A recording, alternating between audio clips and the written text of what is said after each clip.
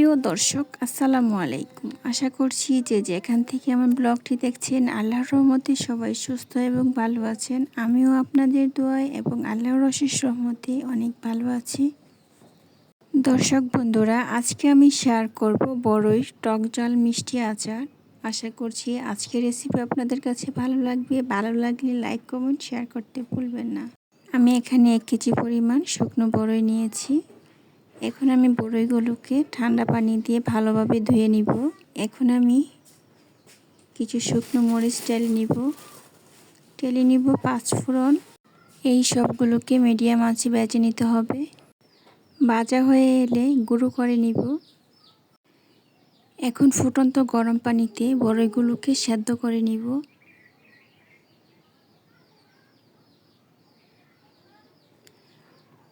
বড়ইগুলোকে 5 মিনিটের মতো জাল করে নিব।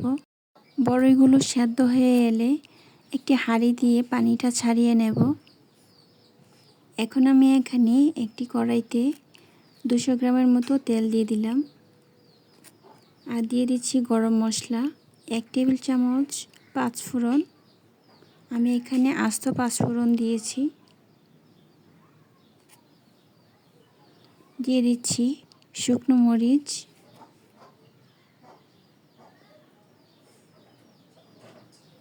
ভাজা হয়ে এলে আমি এখানে দিয়ে দিলাম বড়ইগুলো। এখন বড়ইগুলোকে ভালোভাবে ভেজে নিব। দিয়ে দিচ্ছি হাফ চা চামচ লবণ,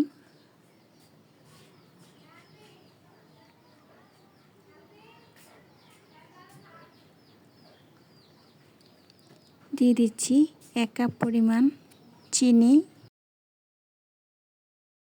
ভালোভাবে নাড়াচাড়া করলে চিনিটা গলে যাবে।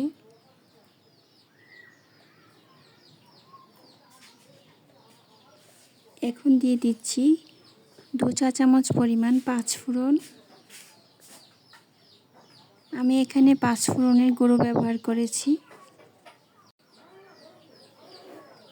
এখন আমি আরও কিছুক্ষণ ভেজে নিব। এখন আমি আরও 2 চা চামচ 5 ফোড়নের গুঁড়া দিয়ে দিব।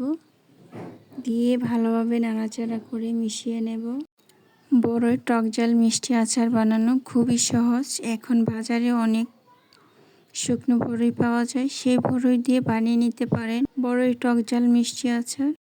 আচার কথাটা শুনলে অনেকের জিভে পানি চলে আসে, তাই আপনারা যেন পারফেক্টভাবে বড়ইয়ের আচার বানাতে পারেন সেই রেসিপিটাই আপনাদের সাথে শেয়ার করেছি।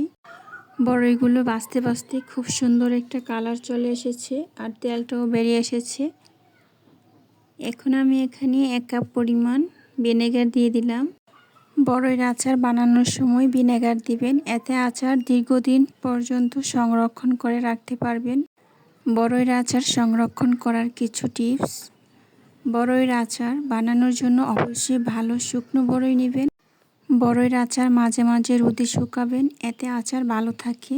বড়ইয়ের আচার সবসময় কাচের বয়ামে রাখবেন, এতে আচার দীর্ঘদিন ভালো থাকে। বড়ইয়ের আচার বানানোর সময় ভিনেগার দিবেন, এতে আচার দীর্ঘদিন পর্যন্ত সংরক্ষণ করে রাখতে পারবেন। বড়ইয়ের আচার হাত দিয়ে ধরবেন না, চামচ ব্যবহার করবেন। আমার রেসিপিটি ভালো লাগলে লাইক, কমেন্ট আর শেয়ার করতে ভুলবেন না। আরও অনেক সহজ এবং সুস্বাদু রেসিপি পেতে আমার চ্যানেলটি সাবস্ক্রাইব করুন।